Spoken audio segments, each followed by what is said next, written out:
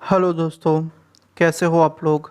अगर आपके साथ भी ऐसी कोई भूतिया घटना घटी हो तो आप मुझे इंस्टाग्राम में मैसेज करके अपनी स्टोरी भेज सकते हो, जिससे कि मैं आपकी स्टोरी को सबके साथ शेयर करूँगा।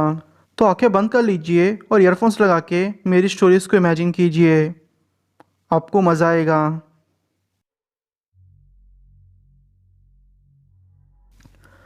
मेरा नाम अशरफ है और मैं कर्नाटका के एक छोटे से गांव का रहने वाला हूँ।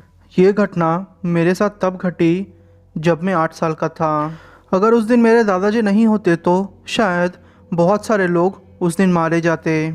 तो घटना कुछ ऐसे शुरू होती है। मेरे दूर के रिश्तेदार की शादी थी। वो मेरा कज़िन था और वो शादी रामनगर नाम के एक जगह पे थी, जो कि मैसूर के पास ही पड़ता है। तो जो वो मेरी चाची थी, उन्होंने एक घर भाड़े से लिया था, क्योंकि उनका घर छोटा था और उनको जो घर मिला था उनको अच्छे दाम में मिला था। वो घर इतना बड़ा था कि जैसे एक हवेली हो।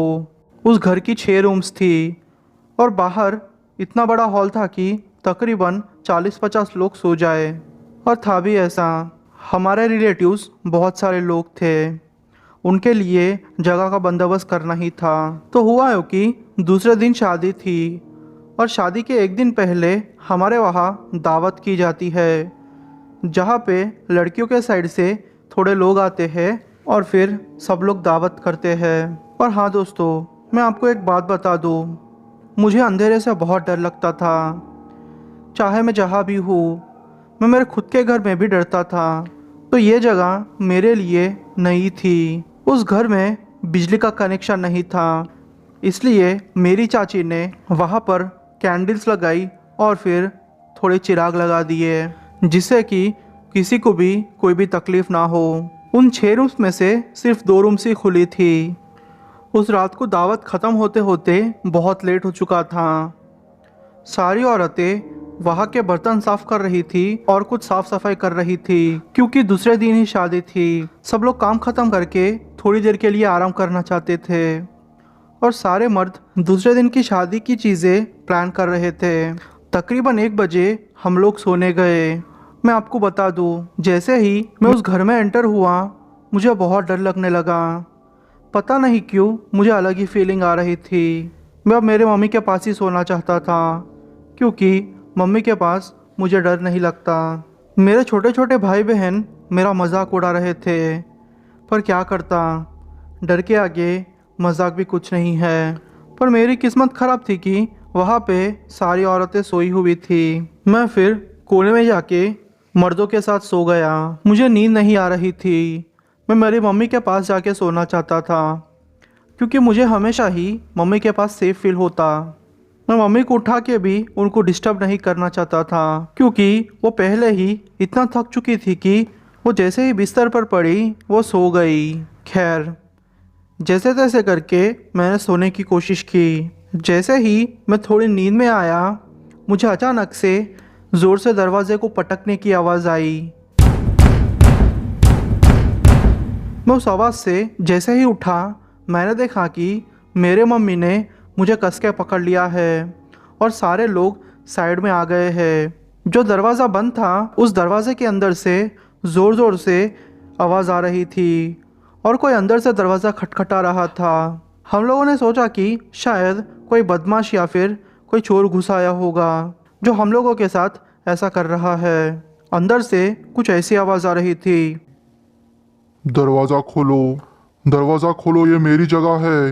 दरवाजा खोलो। बस यही आवाज़ें आ रही थी और ज़ोर ज़ोर से दरवाजे को पीटने की आवाज़ आ रही थी। सब लोग इतना डर चुके थे कि छोटे छोटे बच्चे तो रोने लग गए थे। उनकी मम्मियाँ उन बच्चों को चुप करा रही थी। मैंने हमारे मम्मी से पूछा, मम्मी ये सब क्या है? तो उन्होंने मुझे चुप रहने का इशारा किया। मेरे दादाजी, जो कि बाहर सोए हुए थे, वो अंदर आए और ज़ोर से बोले, कौन हो तुम? तो वो आवाज़ ऐसे आई। ये मेरी जगह है। दरवाजा खोलो पहले। मेरे दादाजी ने कहा कि क्या चाहिए तुम्हें? वो बस यही बस बोल रही थी। फिर वो हुआ जो शायद किसी ने नहीं सोचा था।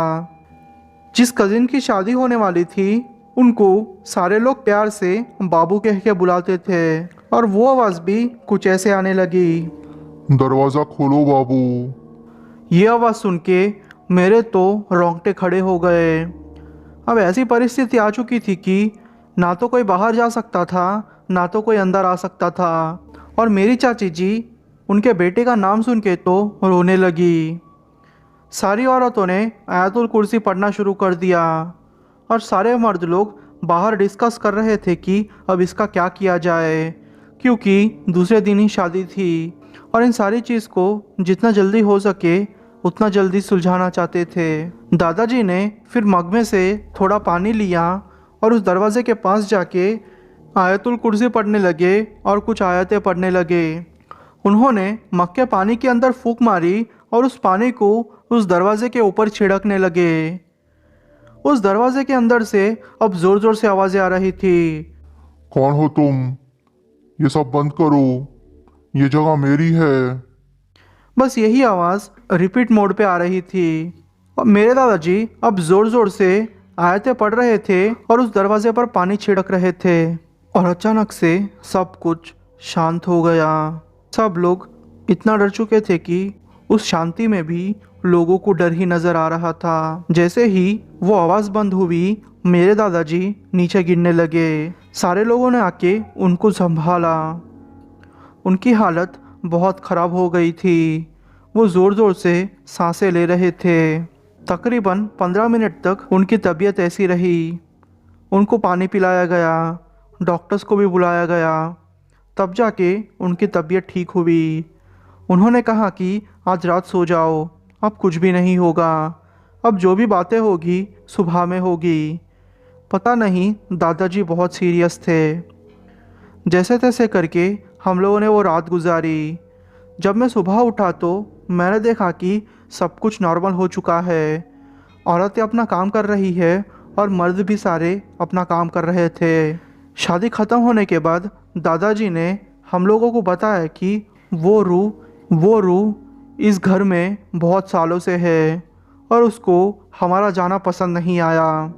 उन्होंने चाची जी से पूछा तो चाची जी ने कहा कि उनके किसी रिलेटिव ने उनको ये घर लेने को सुझाव दिया था क्योंकि वो घर उनको सस्ते में मिल रहा था। चाची जी ने सबसे माफ़ी मांगी। दादाजी ने उनको खूब डांट लगाई, पर हम लोगों ने खैर ये मनाई कि हम लोगों की ज़िंदगी बच गई, वरना उस रात को किसी के साथ कुछ भी हो सकता था।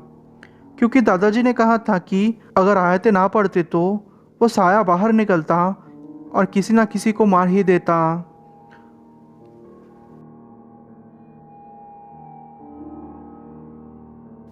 मेरा नाम सत्या है। यह घटना मेरे साथ तब घटी जब मैं कंस्ट्रक्शन कंपनी में काम करता था। तो हुआ यूँ कि हम लोगों का 10 लोगों का स्टाफ था, इसलिए हम लोग पास ही के ही छोटे छोटे घरों में रहा करते थे। पर थोड़े टाइम के बाद कंपनी ने और थोड़े लोगों को ज्वाइन किया, जिससे कि जगह कम पड़ने लगी। तो कंपनी वालों ने सोचा कि क्यों ना अपार्टमेंट में शिफ्ट हो जाए जहाँ पे अच्छी सी जगह हो, क्योंकि जो कंस्ट्रक्शन हम कर रहे थे उसको तकरीबन 2-3 साल तो लगने ही वाले थे। इसलिए हम लोगों ने आसपास के सारी जगहों को ढूंढा। तब जाके हमें एक अपार्टमेंट मिला जो कि नया नया बना था। अभी तक उस अपार्टमेंट में कोई भी रहने को नहीं आया था।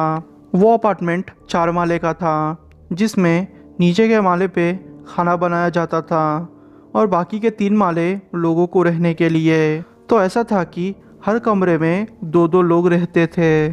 पहले कुछ दिन तो सब कुछ ठीक रहा। मुझे भी यहाँ पे आके इतना अच्छा लग रहा था कि उस फीलिंग के बारे में मैं आपको एक्सप्रेस भी नहीं कर सकता, क्योंकि जो अपार्टमेंट में हम रहते थे वो अपार्टमेंट भीड़ से बहुत दूर था। सब कुछ ठीक चल रहा था, पर एक रात की बात है, हम लोगों ने देखा कि हमारे अपार्टमेंट से करीब 100 मीटर की दूरी पर पीछे के साइड में एक स्मशान है और लोग वहाँ डेड बॉडीज़ को लेके जला रहे थे। सच बोलूँ तो उस फीलिंग के बारे में सोचते ही मुझे अभी भी डर लगता है। आप ही सोचिए, रात के टाइम पे जब आप किसी बॉडी को जलते हुए देखोगे तो आप कैसा महसूस करोगे। ये चीज़ वही समझ सकता है जिसका घर या तो फिर जिसने ये सारी चीज़ें देखी हो। अब काम का प्रेशर बहुत था, इसलिए हम लोगों ने इस सारी चीज़ को इग्नोर किया। इस चीज़ पे हमने ज़्यादा ध्यान नहीं दिया। थोड़े दिन ऐसे ही बीत गए। मेरा जो रूममेट था वो आधी रात को चिल्लाता और उठ जाता और कहता कि किसी ने उसके पैर को खींचने की कोशिश की। मैंने उसे कहा कि भाई देख, तूने कोई सपना देखा होगा, इसलिए तू सो जा। वो भी मेरी बात मान के सो जाता। पर दूसरे दिन उसने ये बात सारे लोगों से कही। उसने पहले तो सोचा था कि ये मजाक मैं उसे कर रहा हूँ, पर जब वो उठता और मुझे देखता कि मैं सो गया हूँ तो वो काफ़ी डर जाता और भगवान का नाम लेके सो जाता। सब लोगों ने उसे कहा कि ये पक्का उसका वहम है। हमारे ही 20 लोगों के स्टाफ में एक बावर्ची था जो कि हम सबके लिए खाना बनाता था। वो कहता था कि किचन में उसको कोई हो ऐसा महसूस होता है। कभी कभी तो बर्तन ऐसे ही गिर जाते हैं। उसको बहुत डर लगता, पर वो ये बात किसी से शेयर नहीं कर सकता था क्योंकि शायद लोग उसका मजाक उड़ाते। अब सच बोलूँ तो हम 20 लोगों के स्टाफ में ही इतना डर पैदा हो गया था कि हम 8 बजे के बाद किसी के रूम में जाके मिलते भी नहीं और सो जाते। दूसरे दिन उठ के काम में चले जाते। बस ऐसा ही रूटीन हमारा हो गया था। जो मेरा रूममेट था, मेरा अच्छा दोस्त था, उसकी तबीयत अचानक से ख़राब होने लगी। उसका वज़न काफ़ी हद तक कम हो गया था। उसने फिर थोड़े दिनों की छुट्टी ली। एक दिन जब मैं अपने काम से लौटा तो मुझे खबर मिली कि जो मेरा रूममेट है उसका पैर टूट गया है। तो मैं उसकी खबर लेने के लिए हॉस्पिटल चले गया। मैंने जब उससे सारी चीज़ें पूछी तो उसने कहा कि वो खाना खाने के लिए नीचे जा रहा था। उसने देखा कि सीढ़ियों पे एक बूढ़ी औरत चलते चलते किचन की तरफ जा रही है। उसने सोचा कि शायद ये उसका भ्रम होगा, पर वो अपना डाउट क्लियर करना चाहता था, इसलिए वो उस औरत के पीछे ही किचन में चले गया। उस टाइम पे किचन में कोई भी नहीं था। जब उसने किचन का दरवाज़ा खोल के अंदर देखा तो अंदर कोई भी नहीं था। वो ये देख के इतना डर गया था कि वो भागते भागते ऊपर जा रहा था। अचानक से उसे ऐसा महसूस हुआ कि किसी ने उसको पीछे से पकड़ लिया है और उसको इतना ज़ोर से नीचे गिराया कि वो हवा में तैर के नीचे गिर गया और उसका पैर टूट गया। ये बात भले ही मानने में ना आए, पर मेरे साथ ऐसा हुआ था। उसकी स्टोरी सुन के अब तो मैं बहुत डर गया था। हम लोगों ने अपनी कंपनी से एप्लीकेशन लिखी कि चाहे कुछ भी हो जाए इस अपार्टमेंट में नहीं रहना, और हमारी कंपनी करती भी क्या। कंपनी ने फिर सारे वर्कर्स को दूसरी जगह शिफ्ट कर दिया और थोड़े दिनों तक उस अपार्टमेंट में पूजाएं चली, मंत्र पढ़े गए, तब जाके सब कुछ नॉर्मल हो गया।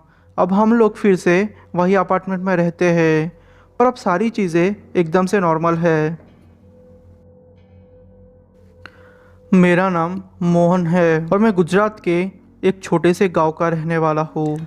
ये घटना मेरे साथ तब घटी जब मैं मेरे दोस्तों के साथ मूवी देख के वापस घर आ रहा था। हुआ यूँ कि हम लोगों की फेवरेट पिक्चर पर्दे पे लगी थी और हमारे गांव में कोई भी थिएटर नहीं था। सबसे पास का थिएटर तकरीबन 5 या 6 किलोमीटर का था। ये बात बहुत बहुत सालों पहले की है, तकरीबन 30 साल पहले की ये बात है। उस टाइम पे ज़्यादा ट्रांसपोर्ट हुआ नहीं करता था और पैसे भी उतने हमारे पास नहीं थे।